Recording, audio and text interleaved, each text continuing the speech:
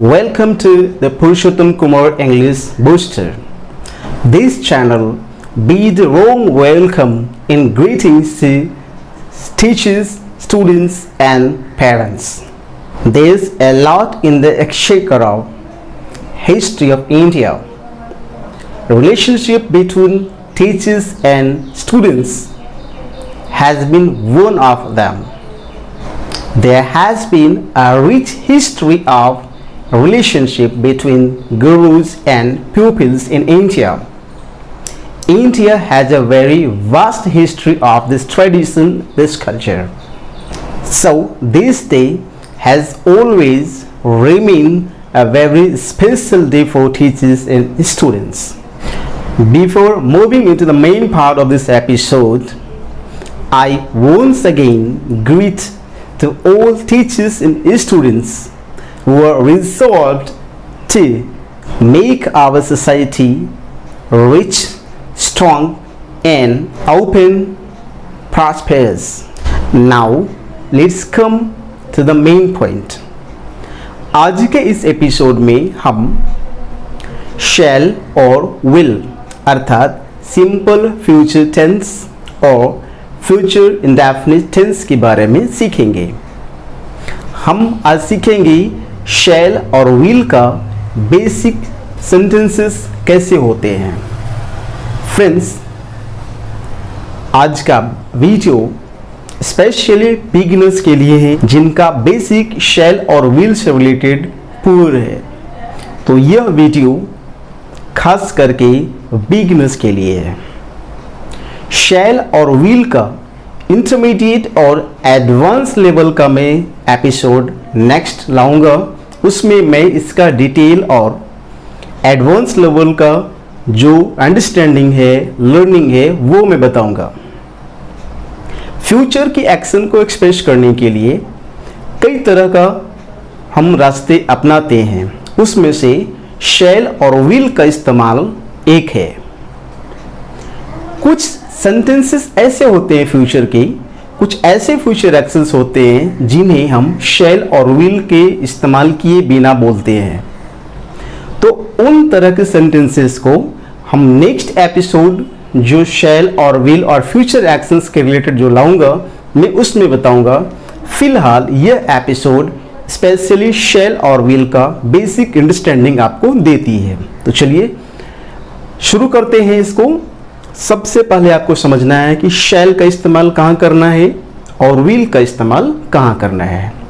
जब आपके सब्जेक्ट में आई और वी मिले तो आप शैल का इस्तेमाल करें। उसके अलावा कोई भी सब्जेक्ट हो आप विल का इस्तेमाल करेंगे। इट मीन्स कि आई एंड वी इनके साथ शैल, बाकी किसी भी सब्जेक्ट के साथ आप विल का यूज करना है। M I clear? सब्जेक्ट में आई हो, वी हो तो शैल, बाकी सभी के लिए विल। बट इसके कुछ एक्सेप्शन भी हैं। शैल का इस्तेमाल इनके अलावे भी किए जाते हैं, जो मैं आपको जो इंटरमीडिएट और एडवांस लेवल के जो एपिसोड बनाऊंगा शैल और will say related, future action से रिलेटेड, उसमें मैं आपको डिटेल में डील करूंगा। फिलहाल इसका बेसिक समझते हैं पहले। क्लियर है? जैसे अगर आपको इस तरह का सेंटेंस बोलना हो, एक्शंस को एक्सप्रेस करना हो, पढ़ाएंगे, खाएंगे, जाएंगे, आएंगे, लड़ेंगे, नहीं लड़ेंगे, पढ़ेंगे, नहीं पढ़ेंगे, एम आई क्लियर? तो इस तरह का फ्यूचर एक्सप्रेस करने वाले जो वर्ड होंगे, एक्शंस मोमेंट होंगे, उनको हम शैल और विल का यूज करके हम बोलेंगे। जैसे मैं पढ़ाऊंगा, आई शैल टीच। वह आएगी, शेल कम। वह आएगी, शेल कम। मैं नहीं जाऊंगा, आई शैंट गो। वह नहीं आएगी, she won't come. Am I clear? तो इस तरह से फ्यूचर का सिंपल एक्शन को एक्सप्रेस करना हो तो शैल आई और वी के साथ लगाकर बोलना है, बाकी के साथ विल लगाकर बोलना है। That's clear? इसको आगे थोड़ा समझ लेते हैं। आई शैल गो, मैं जाऊंगा। अब हमें नेगेटिव सेंटेंसेस जब बोलने हैं तो क्या करेंगे, इन्हीं शैल और विल के साथ सिंपली नॉट का इस्तेमाल करेंगे। I shall not go, he will not go, वह नहीं जाएगा, मैं नहीं जाऊंगा। बोलचाल की भाषा में शैल नॉट को शॉर्ट में शैंट, विल नॉट को शॉर्ट में वॉन्ट। तो आपको कैसे बोलना है, मैं नहीं जाऊंगा, आई शैंट गो, वह नहीं जाएगी, she won't go. Am I clear? वे सब नहीं आएंगे, दे वॉन्ट कम, हम सब जाएंगे, वी शैल गो, हम सब नहीं जाएंगे, we shan't go. Am I clear? अगर क्वेश्चन करना है तो इन्हीं शैल और विल का इस्तेमाल सब्जेक्ट के पहले करना है, जो कि मैंने आपको पूर्व के जो प्रीवियस वीडियोस मैंने बनाए थे उसमें भी मैंने बता चुके हैं कि इन तरह के किसी भी सेंटेंसेस का अगर क्वेश्चन क्वेरी इस तरह का बनाना हो तो आप शैल और विल का यूज सब्जेक्ट के पहले करेंगे। एग्जाम्पल के तौर पर, क्या वह आएगी, विल शी कम, क्या तुम आओगे, will you come. Am I clear? क्या हम लोग जाएंगे, shall we go. That's clear? Shall we go, like this. अगर क्वेश्चन प्लस नेगेटिव है, जो मैंने प्रीवियस वीडियोस में भी मैंने इसका स्ट्रक्चर इस तरह से बताया था, तो आपको इस तरह से ही करना है, shall we not go, means कि क्या हम लोग नहीं जाएंगे, शैल वी नॉट गो। इसको अगर शॉर्ट करके बोलना है तो नॉट को शैल के साथ इस्तेमाल कर रहे हैं, shan't, shan't we go. My clear? Shan't we go or shall we not go? Won't they go? क्या वे सब नहीं जाएंगे? Or will they not go? Won't they go or will they not go? बोलचाल की भाषा में इसे जनरली शॉर्ट करके ही बोला जाता है। एक तरह से और समझ लें, अगर मुझे बोलना है मैं जाऊंगा, मैं जाऊंगा, राइट, आई शैल गो। नाउ इसे आप शॉर्ट कैसे करेंगे, आई और शैल को I go. Am I clear? I shall go, I go, he will go, he'll go, he will, he'll, she will, she'll, they will, they'll, we shall, will। Am I clear? तो इस तरह से I shall go, I'll go, they will go, they'll go, we shall go, we'll go, you will come, you'll come। आप इस तरह की spoken में इस्तेमाल कर सकते हैं। Am I clear? नेगेटिव वाले में ठीक उसी तरह से, मैं नहीं जाऊंगा, आई शैंट गो, वह नहीं जाएगी, she won't go. Am I clear? ये शॉर्ट फॉर्म करके आप बोलचाल की भाषा में जनरली इस्तेमाल होती हैं, आप अपने भी प्रैक्टिस में डालें। M I clear? हाउ आज का ये जो बेसिक अंडरस्टैंडिंग है शैल और विल का आपको समझ में आ गया होगा। अब हम इसका बेसिक सिचुएशन समझ लेते हैं कि किस किस सिचुएशन में फ्यूचर इंडेफिनिट अर्थात शैल और विल का सिंपल यूज कर रहा है। अगर फ्यूचर की ऐसी घटनाएं जो आपको बोलना है जिस पर आपकी कोई कंट्रोल नहीं है, जैसे आपको अगर बोलना है मैं अगले वर्ष 20 वर्ष का हो जाऊंगा, इट मीन्स कि ये जो 20 वर्ष होने की प्रक्रिया है फ्यूचर का, उस पर आपकी कोई कंट्रोल नहीं है। तो ऐसी चीजों पर, ऐसी फ्यूचर एक्शंस पर आप सिंपल फ्यूचर अर्थात शैल और विल का यूज करके बोलेंगे आप। अर्थात फ्यूचर में जो फ्यूचर फैक्ट होते हैं, जिसको बोलते हैं फैक्ट ऑफ द फ्यूचर, भविष्य की यह फैक्ट है कि मैं अगले वर्ष 20 वर्ष का हो जाऊंगा, यह फ्यूचर फैक्ट है। इसलिए ऐसे फैक्ट ऑफ द फ्यूचर के एक्सप्रेशन के लिए हम शैल और विल का यूज करेंगे। I shall be 20 next year, she'll be 20 next year. मैं क्लियर? दूसरा, फ्यूचर में सिंपल प्रेडिक्शन अगर आपको देना है, जैसे मुझे लगता है वह नहीं आएगी, मतलब मैं भविष्य में कुछ ऐसी बातें इस्तेमाल कर रहा हूं, इमेजिन कर रहा हूं, प्रेडिक्ट कर रहा हूं कि क्या हो सकता है, वर्षा नहीं होगी। इट मीन्स कि मैं फ्यूचर में प्रेडिक्ट कर रहा हूं कि वर्षा नहीं होगी।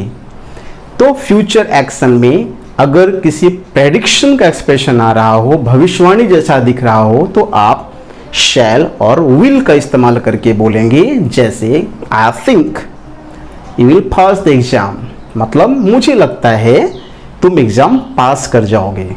That's a kind of prediction, यह एक भविष्यवाणी टाइप का है।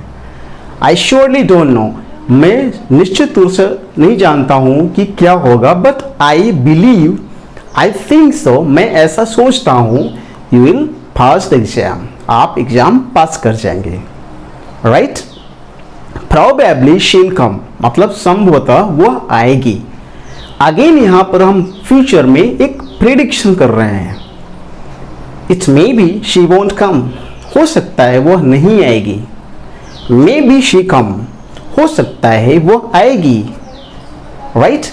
तो इस तरह के फ्यूचर के प्रेडिक्टिव एक्शन जितने भी होंगे, जितने भी जिससे कि भविष्यवाणी टाइप का कुछ दिख रहा हो, सारे का सारे आप शैल और विल का इस्तेमाल करके बोलेंगे।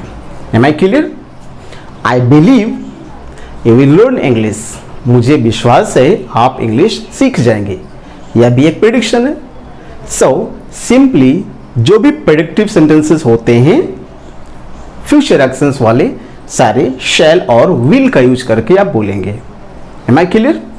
नेक्स्ट है at the time of speaking, बोलते वक्त। अगर आप कुछ डिसाइड करते हैं करने के लिए, तो उस डिसाइडेड सेंटेंस को भी एक्सप्रेस करने के लिए शैल और विल का इस्तेमाल करेंगे। सपोज कीजिए मैं यहाँ पर पढ़ा रहा हूँ आपको, पढ़ाते पढ़ाते मैंने डिसाइड किया कि मैं अब जाऊँगा। मैं क्या बोलूँगा? I will go now. मैं बाहर गया, देखा कि बारिश हो रही है, इट्स रेनिंग। मैं बोलूँगा मैं छाता ले लेता हूँ, I will take an umbrella. Hindi मैंने आपको बोला कि मैं छाता ले लेता हूँ। आप पहले सिचुएशन को समझिए। मैं बाहर गया, बाहर जाने के बाद मैंने देखा इट्स रेनिंग, वर्षा हो रही है। At the moment I decided, ठीक उसी क्षण मैंने डिसाइड किया, क्या? मैं छाता ले लेता हूँ। I will take an umbrella. Don't be confuse, फिर से इसको सुन ले, आप कंफ्यूज नहीं हो। At the time of speaking, बोलते वक्त। एट द मोमेंट, उस क्षण। अगर आप कुछ डिसाइड करते हैं तो आप फ्यूचर वाले सेंटेंस अर्थात शैल और विल का इस्तेमाल करके बोलेंगे। As soon as you stepped out of your house, जैसे ही आप अपने घर से बाहर गए, you saw, आपने देखा, it's raining, वर्षा हो रही है। You decided at the moment, आपने उसी क्षण डिसाइड किया, I'll take an umbrella, मतलब मैं एक छाता ले लेता हूँ। Otherwise, अन्यथा, I'll get wet, मैं भीग जाऊंगा। Am I clear? तो यह 3 ऐसे सिचुएशन हैं जिसमें आपको शैल और विल का इस्तेमाल करके बोलना है। कौन कौन सा? फ्यूचर के ऐसे एक्शन जिस पर आपका कोई कंट्रोल नहीं है। मैं अगले वर्ष 20 वर्ष का हो जाऊंगा, I'll be 20 next year. Future में जो भी प्रेडिक्शन कर रहे हैं, हम पॉसिबली सोच रहे हैं कि ऐसा होगा, तो उन सारे सेंटेंसेस को शैल और विल का इस्तेमाल करके बोलेंगे। राइट? जैसे I think you will pass the exam, मुझे लगता है तुम एग्जाम पास कर जाओगे। नेक्स्ट, जब बोलते वक्त कुछ आप डिसाइड करते हैं कुछ करने के लिए, तो भी आप शैल और विल का इस्तेमाल करेंगे। Am I clear? जैसे किसी ऑफिस में आप किसी ऑफिसर से मिलने के लिए आप जाते हो, आपने प्यून को बोला कि I want to meet your officer, मैं आपके बॉस से मिलना चाहता हूँ। प्यून बोलता है आपको sir is busy right now, मतलब सर अभी व्यस्त हैं। अब उस क्षण आप बोलते हैं ओके ऑलराइट आई वेट, ठीक है मैं वेट कर लूँगा। यानी कि आप उसी क्षण ये डिसाइड किए कि मैं वेट करूँगा। So at the time of speaking whatever you decide, आप कुछ भी डिसाइड करते हैं टू डू, करने के लिए, you will speak that sentence, आप उस सेंटेंस को शैल और विल का इस्तेमाल करके बोलेंगे। जैसे मैंने अभी आपको एक एग्जांपल बतलाया, ऑलराइट आई विल वेट, ठीक है मैं वेट कर लूँगा। Am I clear? Friends, I hope today's episode would have been very helpful for your basic understanding of shall or will. For those waiting for intermediate or advanced level of sentences being spoken in English of future actions, next episode will be on the same. आने वाले episode में shall और will अर्थात future actions का जो advance और intermediate level की sentences होंगे, उसमें मैं आपको बताऊंगा ऐसे सेंटेंसेस होते हैं, ऐसे एक्सप्रेशन होते हैं जिन्हें आप विदाउट शैल और विल बोल सकते हैं, या कुछ ऐसे भी पोजीशन होते हैं, कुछ ऐसे सिचुएशन होते हैं जहां पर शैल का इस्तेमाल आई और वी के अलावे भी किया जाता है। Thank you very much for staying tuned to the last of this video.